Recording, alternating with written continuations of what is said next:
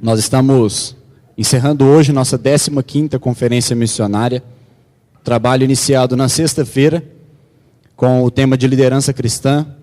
No sábado e no domingo de manhã nós tratamos sobre o budismo. E hoje, o nosso preletor, gostaria de apresentá-lo à igreja, a quem ainda não conhece, Tiago Gomides, assim como também já foi dito, pastor. Ele foi da turma do nosso pastor Vitor, no seminário, formaram juntos. E o Tiago, ele tem exercido um ministério no campo missionário. Já atuou em alguns campos. Atualmente ele está em preparo para ser enviado para a Tailândia, onde trabalhará exatamente com o budismo, com os budistas de lá, evangelizando os mesmos. E eu deixo a apresentação para a igreja. Esse é o Tiago, a família dele estaria presente também, não pôde estar por motivos pessoais, mas a gente agradece por ter aceitado o nosso convite e a palavra está com você. Obrigado. Eu gostaria de refletir com vocês essa noite sobre a igreja de Filipos, porque essa igreja é uma igreja missional, é uma igreja em missão na história da redenção do mundo. E a história da igreja de Filipos, ela é muito importante para nós aqui hoje, e ao final dessa pregação vocês vão saber por quê. Eu queria então começar com, vocês não precisam abrir as suas Bíblias ainda, mas um versículo que o apóstolo Paulo escreveu aos Filipenses, capítulo 3, versículo 20, ele vai enfatizar para aqueles discípulos que ele ali plantou na cidade de Filipos. Ele vai dizer: a nossa cidadania, porém, está nos céus, de onde esperamos ansiosamente o Salvador, o Senhor Jesus Cristo. E algumas pessoas costumam enfatizar bastante o lado espiritual da igreja. E está muito certo, porque somos sim chamados para uma vida espiritual. E é dos céus, nós precisamos olhar para os céus, porque é de lá que vem o nosso Salvador. O nosso Senhor voltará, amém? Essa é uma promessa que Ele nos dá, é uma afirmação que o próprio Jesus nos deu. Ele voltará, e a gente precisa reafirmar essa afirmação de fé para nós nos dias de hoje. Ele voltará. Mas se a gente ficar só olhando para o céu, para nós não ficarmos só olhando para o céu, Paulo, ele vai, no próximo versículo, ele vai dizer: pelo poder que capacita Jesus a colocar todas as coisas, pelo poder do Senhor Jesus que o capacita a colocar todas as coisas debaixo do seu domínio, Ele transformará os nossos corpos humilhados, tornando-os semelhantes ao seu corpo glorioso. O mesmo Senhor que está nos céus e para onde a gente olha e busca a espiritualidade, é também o mesmo Senhor que está colocando todas as coisas terrenas debaixo do seu governo. E uma igreja missional, uma igreja missionária que faz parte da história da redenção de Deus, ela precisa não só ficar no mundo espiritual e agir no mundo espiritual, salvar almas, mas precisa transformar vidas e realidades aqui na terra. Porque o Senhor que vai voltar, Ele está colocando todas as coisas debaixo do seu governo. E nós, como igreja de Cristo, como corpo de Cristo, aqui na terra, submetidos ao seu senhorio, ao cabeça que é Cristo Senhor, nós precisamos estar com os pés bem fincados no chão. Alguns teólogos eu gostaria de convidar nessa noite para falar conosco. Eu não sei se vocês vão conseguir ler, está muito pequeno. Mas o primeiro teólogo dessa noite que eu queria convidar para a nossa reflexão é um teólogo chamado Herman Bavinck. Ele é um teólogo holandês reformado que nos seus escritos ele conduziu a igreja na sua época a se envolver com missões. E ele vai dizer, uma pessoa precisa converter-se 2 vezes. Primeiro, da vida natural para a espiritual e depois da espiritual para a natural. O outro teólogo já contemporâneo dos nossos dias, Christopher Wright, ele é hoje o substituto aí do John Stott no movimento missiólogo global. Ele vai dizer, Deus tem um propósito e um alvo para toda a sua criação. Fazer convergir em Cristo todas as coisas, as celestiais e as terrenas. Como parte da missão divina, Deus chamou à existência um povo para participar com Ele na realização dessa missão. E nós somos esse povo. Um terceiro teólogo que eu gostaria de convidar para refletir conosco essa noite, ele também vai dizer, o Michael Gorin, ele vai dizer que os discípulos são instruídos para uma forma de vida em comunidade, que é um retrato de como será a vida futura no reino. Eles são envolvidos como instrumentos na obra do reino de Deus, e as suas palavras e ações são usadas por Deus para produzir o fruto do seu reino vindouro. O apóstolo Paulo disse para a igreja que ele plantou em Filipos: nós colocamos os nossos olhos nos céus, na expectativa de que o Senhor vai voltar, mas enquanto estamos nessa terra, nós precisamos agir na certeza de que o Senhor está colocando todas as coisas debaixo do seu governo. E nós como igreja, nós como seu povo, nós somos chamados a participar dessa missão. A forma como nos relacionamos, a forma como nós falamos uns com os outros, agimos, como usamos o nosso dinheiro, como usamos a nossa casa, como nos relacionamos em família, tudo isso sinaliza o reino que está vindo. E o Espírito de Deus está conosco nessa obra e nessa história da redenção. Por isso eu queria pedir que os irmãos abram as suas Bíblias em Atos 16.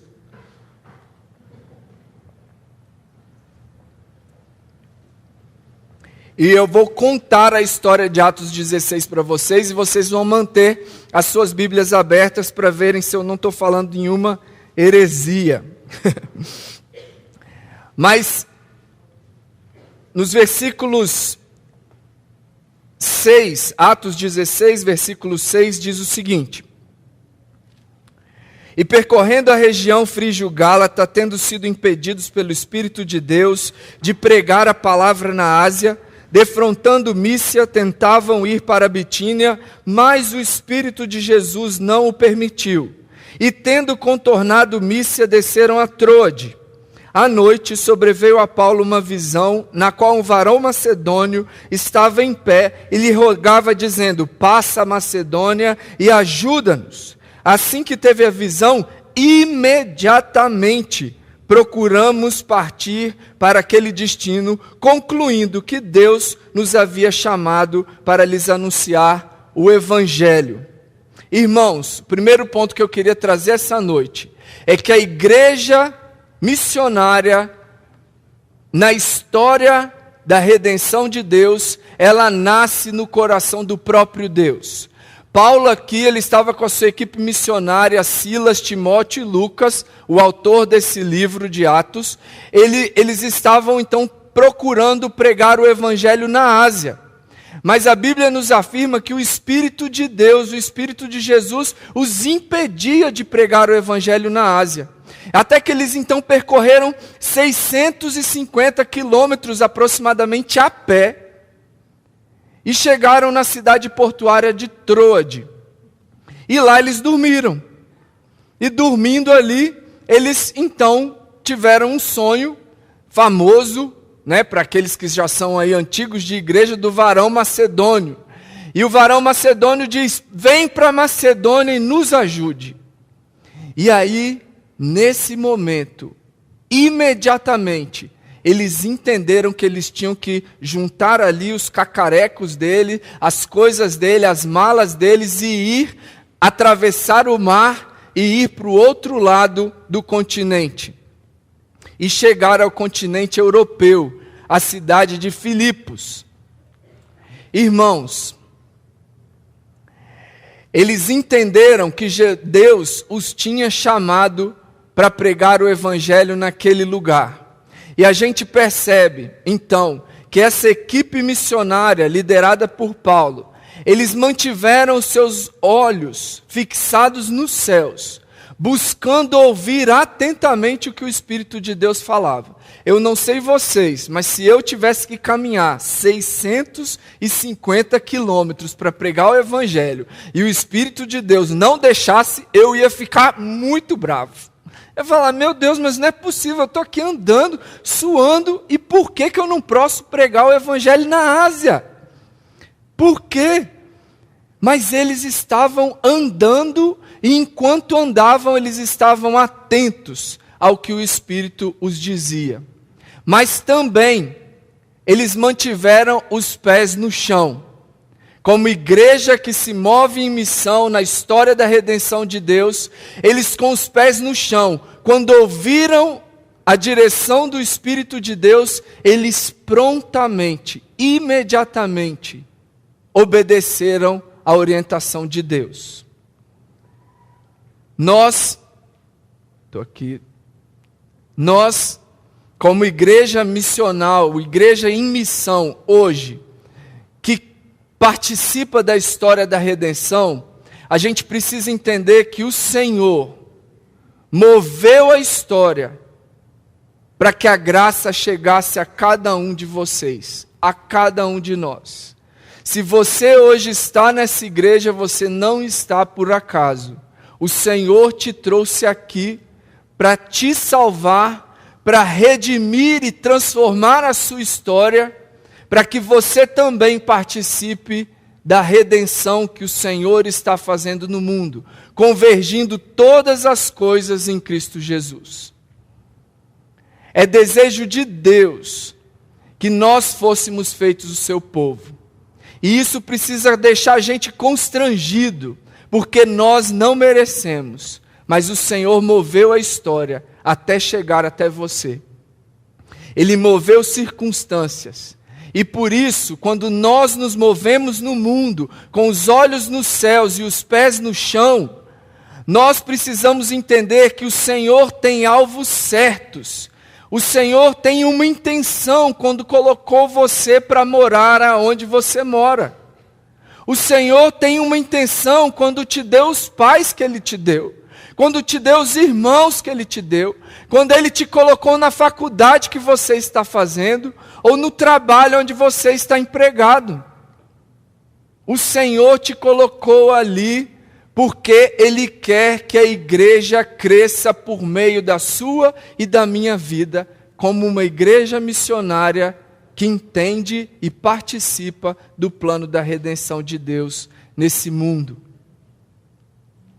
Um segundo ponto que eu queria mostrar para vocês essa noite é que, continuando a narrativa de Atos 16, no versículo 11, nós vamos ler, e vocês acompanhem comigo, por favor. Tendo, pois, navegado em Trode, seguimos em direitura a Samotrácia, no dia seguinte a Neápolis e dali a Filipos, cidade da Macedônia, primeira do distrito e colônia. Nessa cidade permanecemos alguns dias. No sábado, saímos da cidade para junto do rio, onde nos pareceu haver um lugar de oração. E assentando-nos, falamos às mulheres que para ali tinham concorrido. Certa mulher chamada Lídia, da cidade de Tiatira, vendedora de púrpura, temente a Deus, nos escutava, e o Senhor lhe abriu o coração para atender às coisas que Paulo dizia. Depois de ser batizada, ela e toda a sua casa nos rogou, dizendo: se julgais que sou fiel ao Senhor, entrai em minha casa e aí ficai, e nos constrangeu a isso. Vocês percebam Paulo mais uma vez, quando chegou em Filipos, Ele, com a sua equipe missionária, como igreja em missão, na história da redenção de Deus, com os seus olhos nos céus, eles buscam um lugar de intimidade com Deus. Eles buscam um lugar para orar. Eles queriam ter um tempo para buscar a presença de Deus, para ter intimidade com o Senhor que os havia enviado para lá, os havia chamado para aquela cidade. Mas ali eles encontraram quem? Algumas mulheres. Mas como igreja em missão, com os pés no chão, eles não perderam a oportunidade e evangelizaram aquelas mulheres. Começaram a falar com aquelas mulheres, e aquelas mulheres, daquelas mulheres, o Senhor abriu o coração e atendeu as boas notícias que Paulo e a sua equipe missionária foram levar. E essa mulher chama Lídia. Lídia era uma vendedora de púrpura muito rica. Ela, se fosse nos dias de hoje, ela estaria na Caras toda semana. Eu acho que essa é a revista mais, de socialite, da alta sociedade aí do Brasil. A Lídia, ela era uma mulher que estaria aí nas colunas dos jornais da sociedade da cidade de Filipos, a cidade mais importante da Macedônia, porque era colônia romana. Essa mulher era riquíssima, mas uma vez que ela entende o Evangelho, ela vai colocar os seus olhos nos céus e ela vai responder ao Evangelho sendo batizada. Ela e todos da sua casa se renderam ao senhorio de Cristo. Mas, como parte de uma igreja missionária que entende o seu lugar no plano da redenção do mundo, que Deus está fazendo no mundo, ela também mantém os pés no chão e ela então oferece a sua casa para a proclamação do Evangelho. E vocês vão ver que ela constrangeu a sua equipe, Paulo e a sua equipe missionária, para ficar na casa dela. Ela fala: olha, se vocês acham que eu sou uma crente no Senhor Jesus, vocês vão ficar aqui na minha casa. Sabe por quê, Paulo? Porque a cidade de Filipos precisa saber que existe um Senhor, que existe um Salvador. E eu quero colocar toda a minha reputação, todos os meus recursos, todos os meus bens, para que o Evangelho cresça nessa cidade. Lídia entendeu o papel dela na história da redenção do mundo. E ela se dispôs, e ela se colocou ali disponível à obra de Deus. E nós hoje, como uma igreja que entende o seu lugar na história da redenção e que espalha o Evangelho apaixonadamente, nós precisamos entender que Deus nos conduz em todas as situações para testemunharmos Cristo. Naquele momento que você está achando que você vai para o seu quarto orar e o telefone toca e é alguém que está pedindo ajuda, você pode atender o telefone e não reclame, e testemunhe, e ore, e proclame o Evangelho para essa pessoa.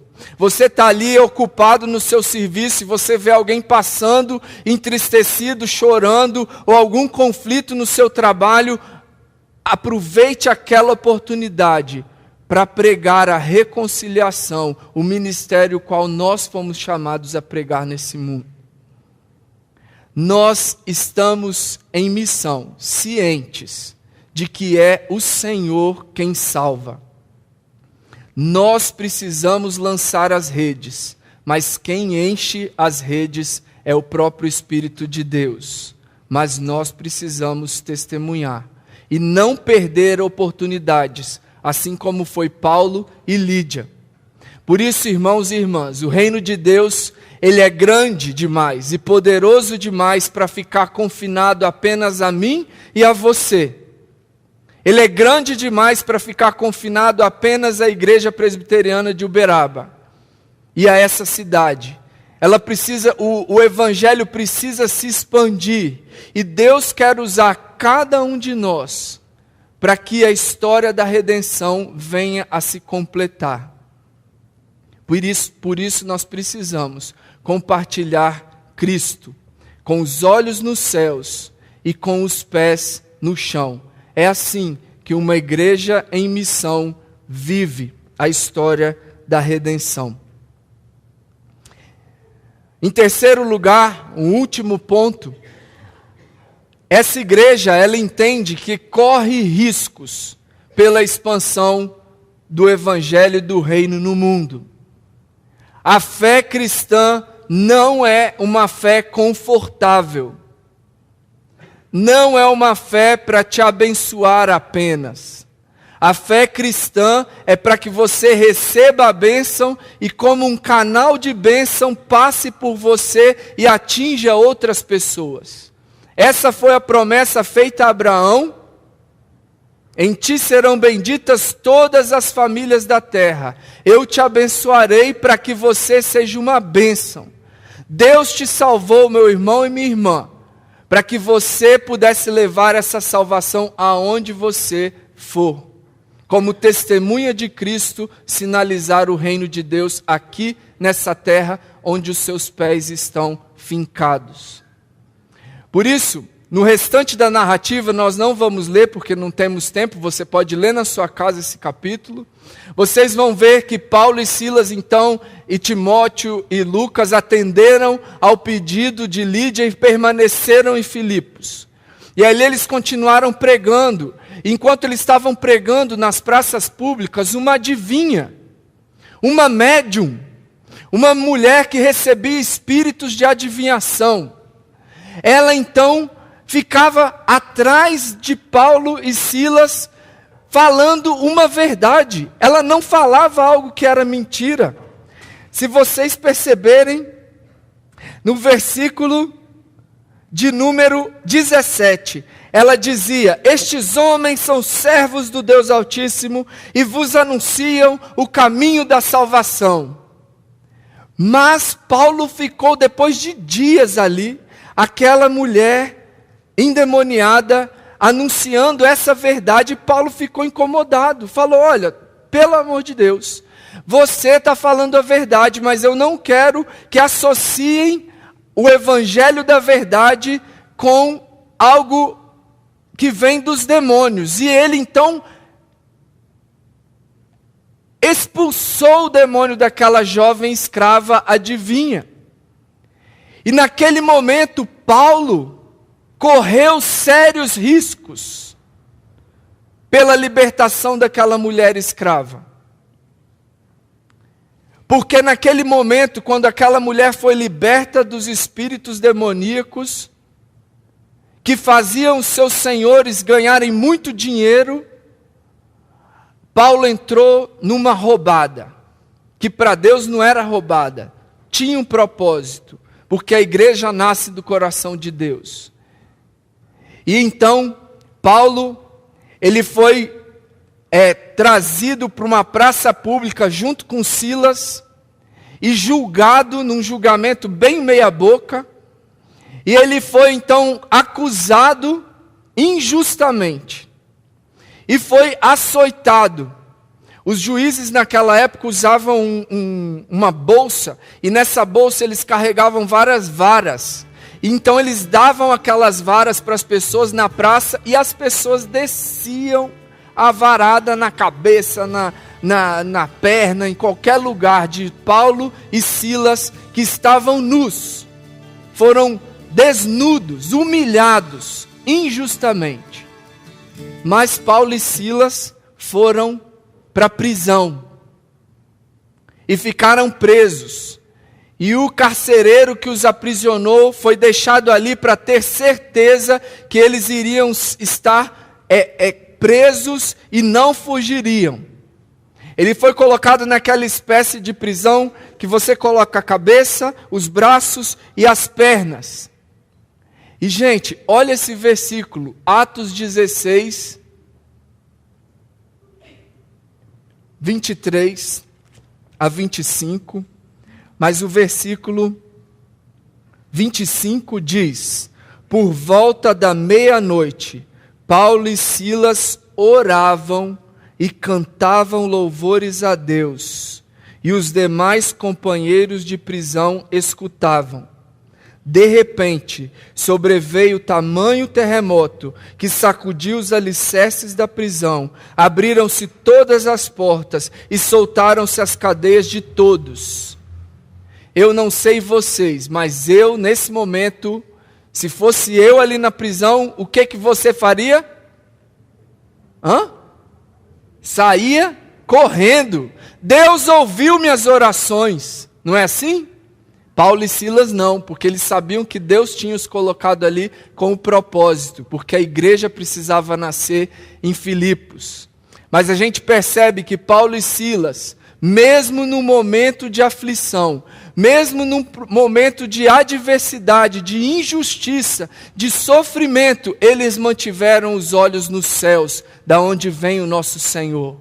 E eles então cantavam e oravam, certos de que Deus estava os ouvindo, cumbaiá, no meio do sofrimento.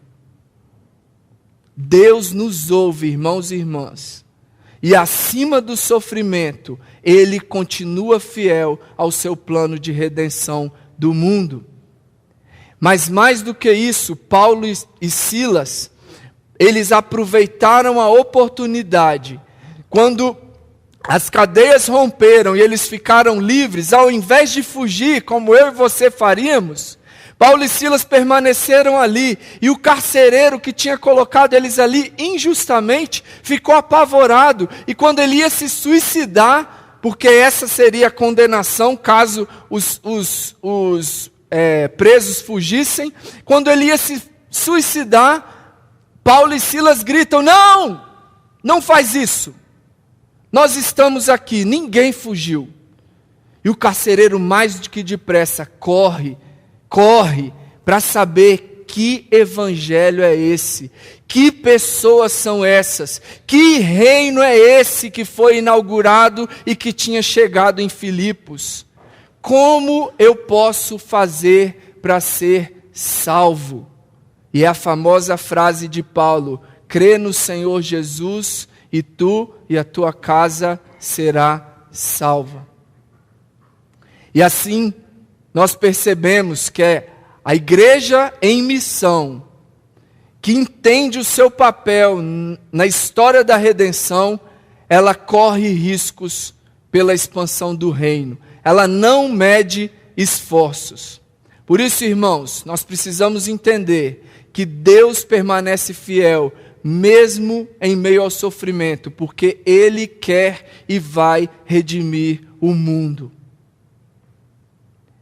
E mais do que isso, irmãos, eu quero afirmar para vocês, e encorajar vocês como igreja, a nós como igreja, a olharmos para quem é o Senhor, porque Ele é digno de todo o nosso sofrimento, Ele é digno de toda a nossa vergonha, Ele é digno de toda a nossa privação, porque Ele foi para uma cruz, injustamente, para salvar nós, pecadores. E o que Ele nos dá hoje é a salvação e o poder do Espírito Santo em nós, para confiarmos que Ele vai agir apesar das adversidades. E nós, como igreja missionária, na história da redenção de Deus, nós vamos agir e vamos nos mover na força dEle, agindo a partir da nossa fraqueza, porque o apóstolo Paulo, que escreveu essa carta aos Filipenses, ele diz: a minha graça te basta.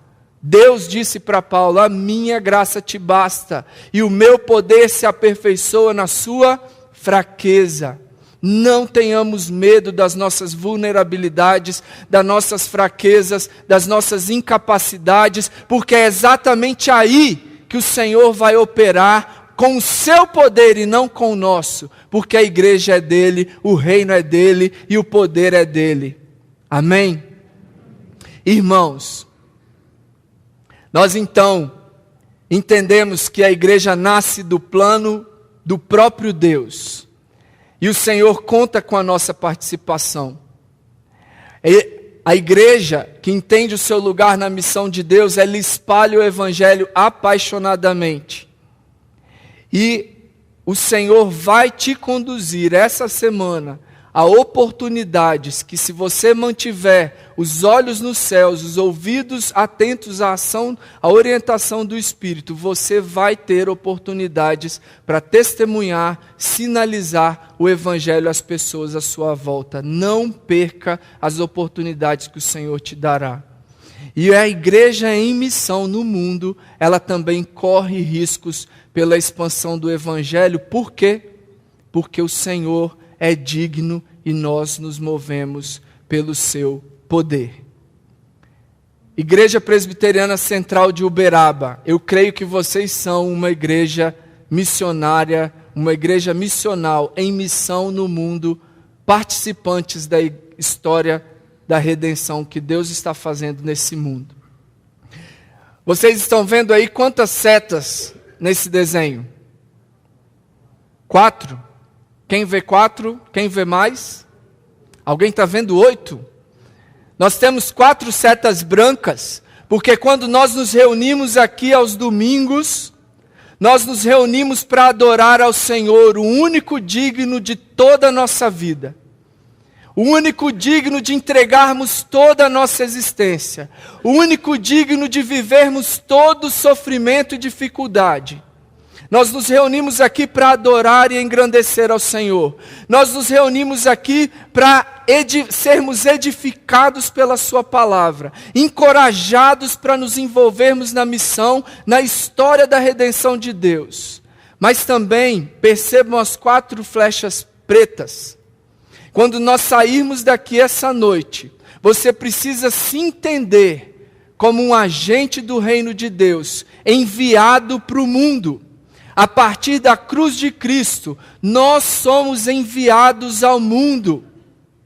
Porque Deus, o nosso Senhor, quer usar a minha e a sua vida para escrever uma nova história na vida de outras pessoas. O mundo, irmãos e irmãs, continua com 2 bilhões de pessoas que nunca ouviram falar do Evangelho. Elas se concentram no que é famosamente conhecido como janela 1040, os povos não alcançados da terra. A Tailândia se encontra dentro desses povos. São povos, como nesse slide, são povos com menos de 2% de evangélicos ou 5% cristãos, onde a comunidade local não tem condições de pregar o evangelho para a sua própria cultura, porque é muito insignificante, muito pequena. Mas vocês acham que o evangelho não tem crescido nesses lugares?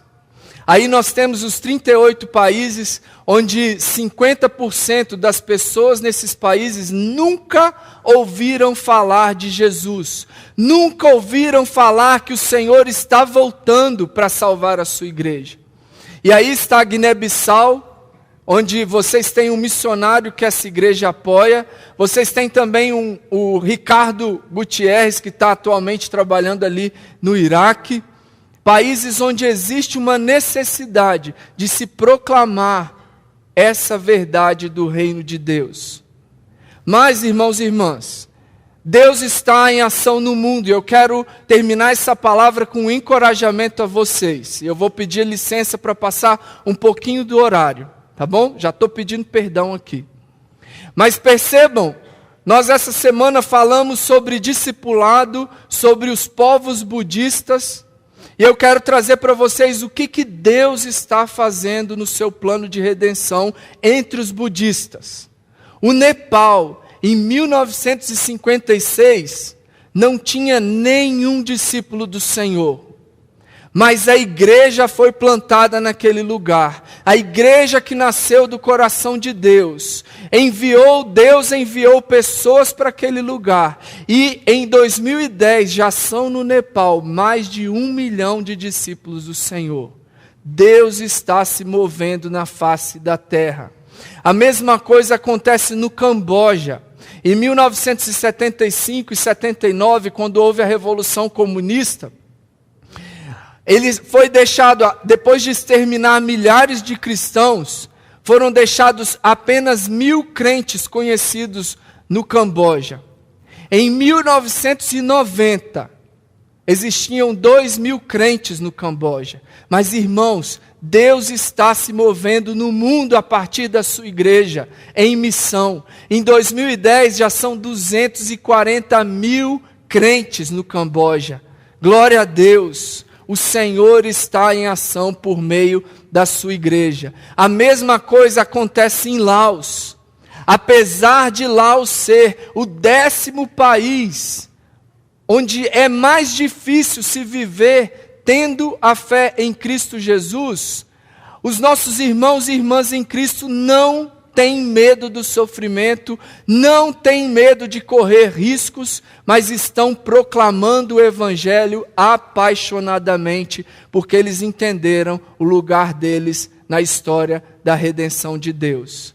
A China, hoje nós temos um Brasil de cristãos na China. São hoje 200 milhões de cristãos evangélicos naquele país. E eles hoje são uma das forças missionárias mais fortes no mundo. Eles têm o alvo de enviar 100.000 missionários para o Oriente Médio e para a janela 1040. E eles ainda precisam de ajuda para evangelizar e treinar os seus líderes ali na China. Mas a igreja entendeu o seu lugar na história da redenção.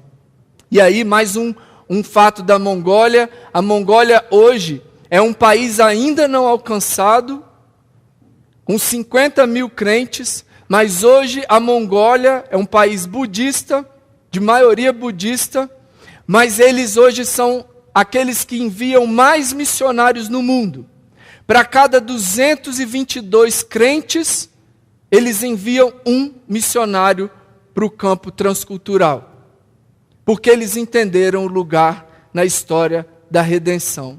Irmãos e irmãs, os campos estão prontos. Eles estão prontos, maduros para a colheita.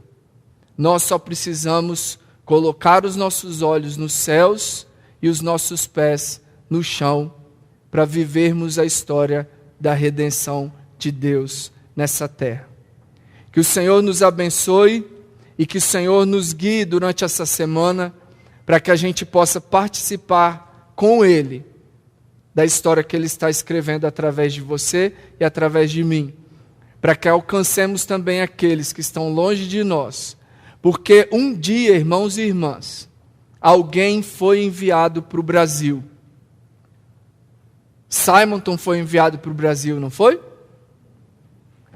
Mas antes de Simonton ser enviado para o Brasil, os puritanos, os crentes, saíram da onde para ir para os Estados Unidos? Saíram da onde? Da Europa, da Inglaterra, da Europa, da Alemanha, da Holanda, e foram para onde? Para os Estados Unidos. Sabe onde fica Filipos? Na Europa. A igreja que nós acabamos de refletir essa noite foi plantada na Europa, e a partir da Europa o Evangelho chega à América do Norte, e a partir da América do Norte e da Europa, o Evangelho chega até mim e a você.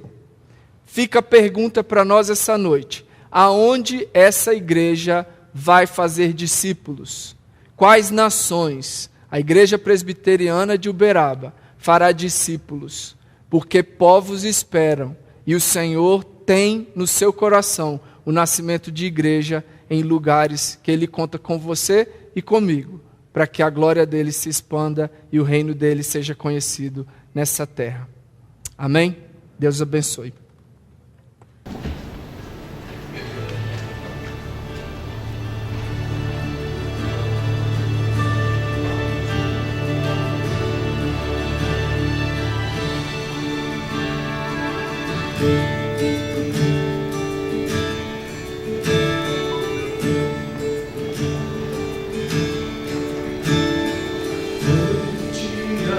Canção de celebração.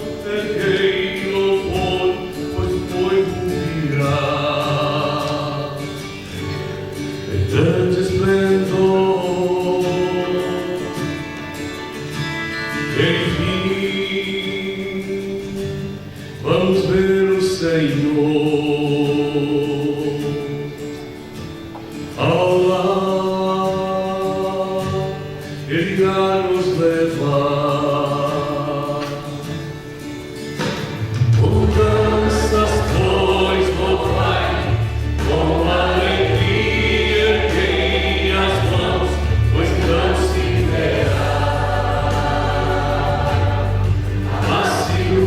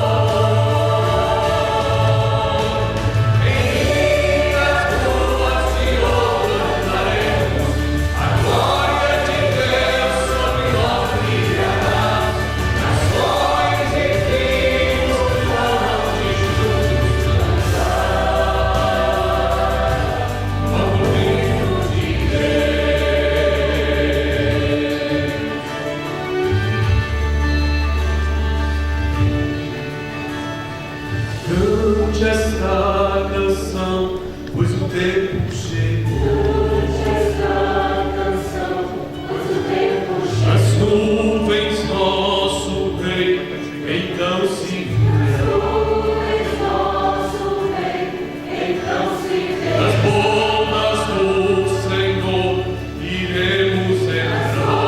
Nas bodas do Senhor iremos entrar. Erguei a voz, louvai ao que venceu.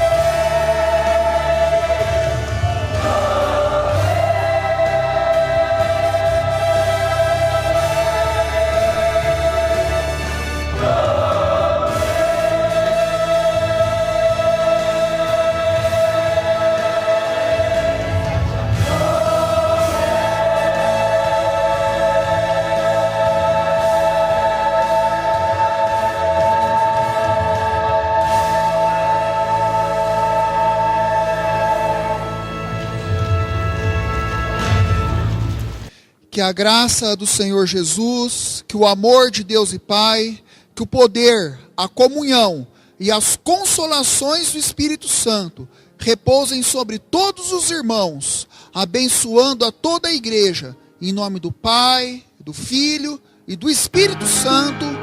Amém.